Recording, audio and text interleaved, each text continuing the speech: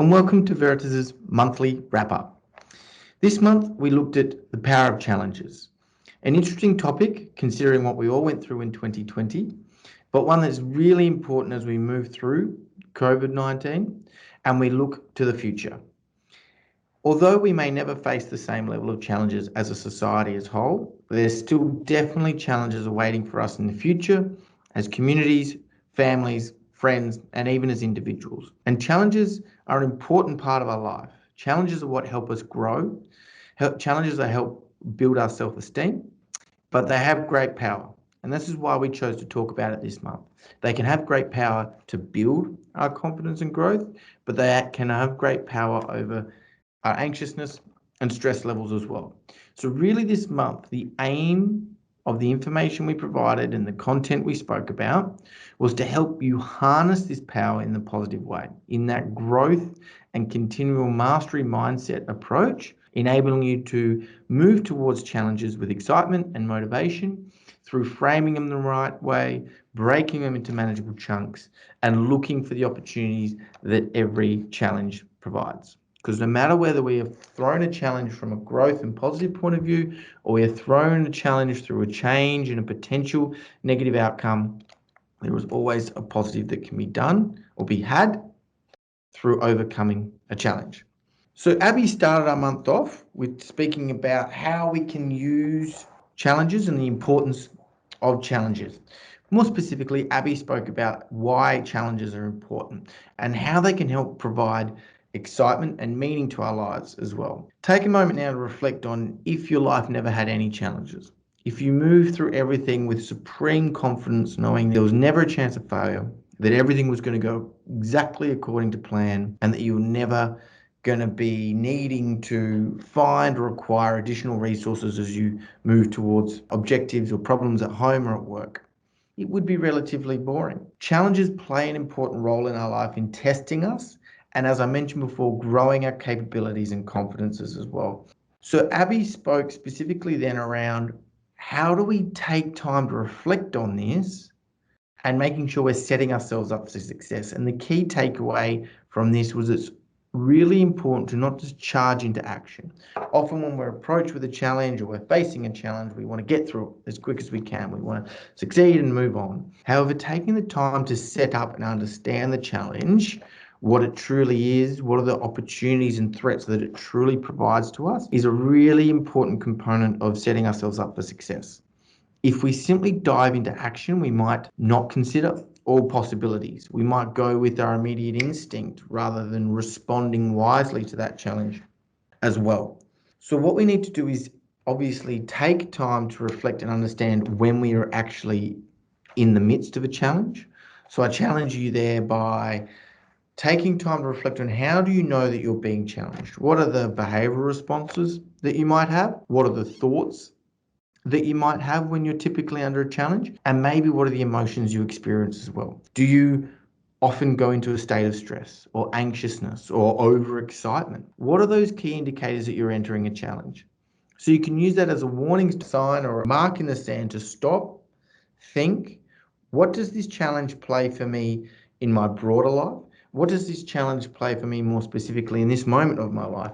What are the different components of this situation that I need to consider so that I can begin to stay realistic with the challenge and not try and dive straight into action and not be left to uncover uncertainties or unknowns along the way, which can again promote even further challenges as well. The key there as well, as Abby was saying, was keeping the challenge in perspective. And by taking time to reflect and remain logical, as opposed to emotionally reacting to the initial challenge, can be a great way of doing this. When our brains are overwhelmed and we become emotional, we can really lose perspective of what this situation means for our life as a whole, or even just for this year in my working career, or this moment or this week as well. And we can build things up and create such a fear of failure that it disables our action as well. So part of it is making sure that we are staying in perspective with the challenge,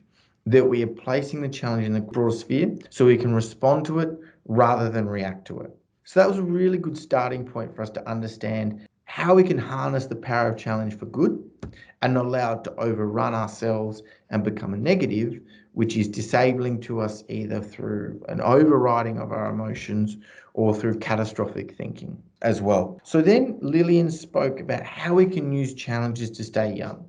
And this is part of that perspective that Abby introduced, which was challenges provide us an opportunity for growth and development. And Lillian started her blog through discussing as a child, we're faced with challenges every single day. It's just part of being a child, learning to walk, learning to read, learning to do whatever it is that we need to do as we become accustomed and part of the world.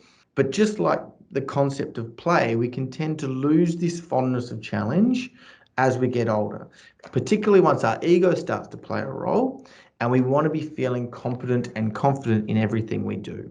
So embrace challenge as a component of your growth as well. Don't buy into the ego-fueled concept that we need to be confident and competent in every single situation that we face. There is value in admitting when you need support. There is value in feeling like you're out of control within reason and that you're not sure what that right answer can be. That can provide a lot of great growth opportunities, not just in building competencies around that challenge specifically, but also helping you feel connected to your community.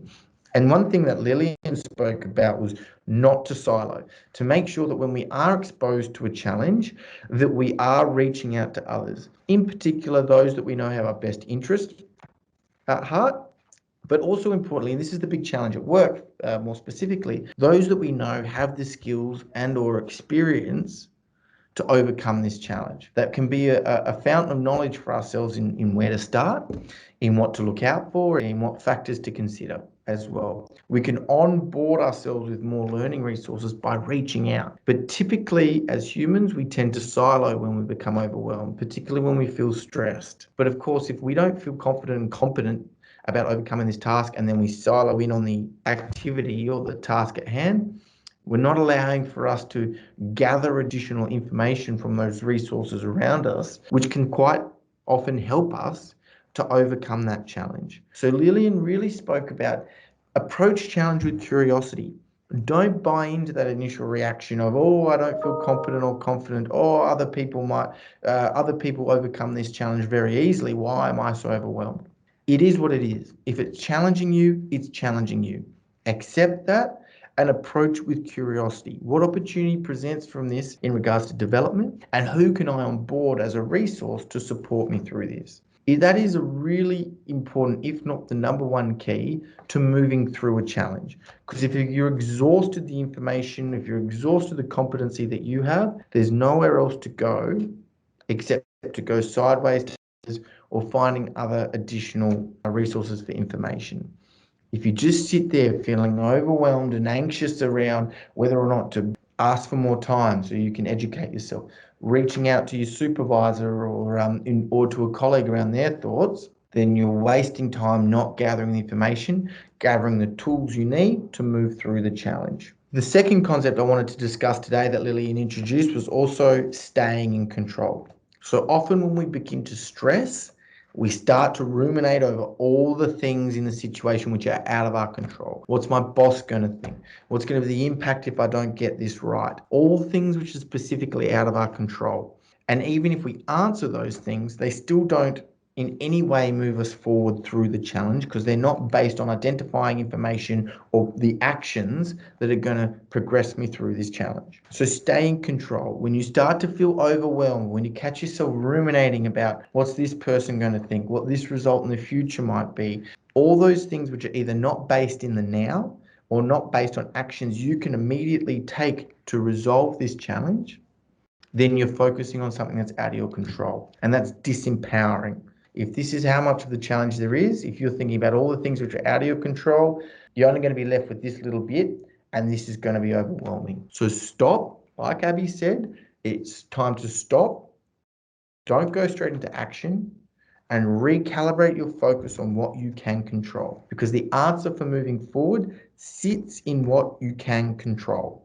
Because if you keep focusing on what you can control getting more information. You can control focusing on this particular element the situation. You can control going out and asking for additional information from others or expertise from others. You can control setting up a system or process that's going to break the challenge into its functional parts. You can control building your understanding of what is and is not relevant to this specific challenge. You can control all those things, and by actioning them, you're moving forward. So do that as well. Practice that when you're in the midst of challenge. Approach it with curiosity. Remind yourself to be curious about this challenge. Remind yourself that this is an opportunity. Then don't solo. Don't let the ego solo, and make sure you're not ruminating on the things you can't control, but you're focusing on the things you can control.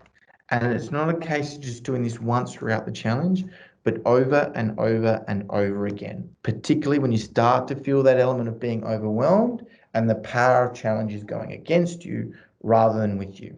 Anthea then also spoke around how do we approach big challenges. So yes, it's very easy to implement what I'm saying when the challenge is small, whether small in impact or small in size. But of course, there are those big, overwhelming challenges. Maybe they're challenges that we don't know where the end date sits, like COVID. Maybe they're challenges which have lots of complex parts. Maybe they're challenges which you know are going to last for years, undertaking a uni degree or setting yourself on a journey of gaining that next promotion.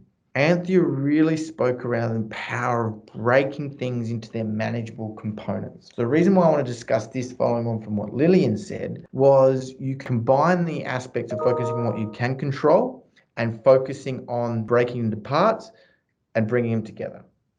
So understanding the little parts which build up to the challenge serves two purposes. One, it doesn't let you get distracted by things which are not problems yet or not part of the challenge as of yet. Bring your attention and focus to what is relevant to now and what you can control as well. Building a process of what is relevant now and what is relevant later can also help you to build a process, enhancing that sense of control that you have as well. It helps you to rather look at a challenge like this, look at a challenge like this, and this, and this, and this, and this. And much like SMART goals, help you stay on track to reaching to that ultimate success in the challenge as well. It can help you to identify the progress as you go through each of that steps. Again, building your confidence, because now it's not I'll feel better, I'll feel confident once I get through the whole thing, but I can see myself gradually improving, building confidence to overcome the next step. And can also see progress for yourself as well, that your effort is making a difference. And that's a really important part of maintaining our motivation through an extended period of challenge, is seeing our effort make a difference. And if you can create little checklists, you can see your effort making a difference as well. It helps you to stay focused on what you can control, like what Lillian said, and it helps you to break the challenge down into manageable tasks so it's not overwhelming as well. And this speaks again back to that main topic that Abby said, which was think through, gain perspective, then get into action. So Abby's blog again was really important in helping us set ourselves up for success. If you barge straight into action, straight into what's the goal, how am I going to get there? You're not setting yourself the little steps. You're not focusing yourself on what you can control and what the warning signs or what the triggers for losing control are going to be, because that's ultimately what's going to develop those feelings of stress and anxiousness and the diluted, distracting thoughts that come with those issues as well. So this is how the whole theme sorts of melds together.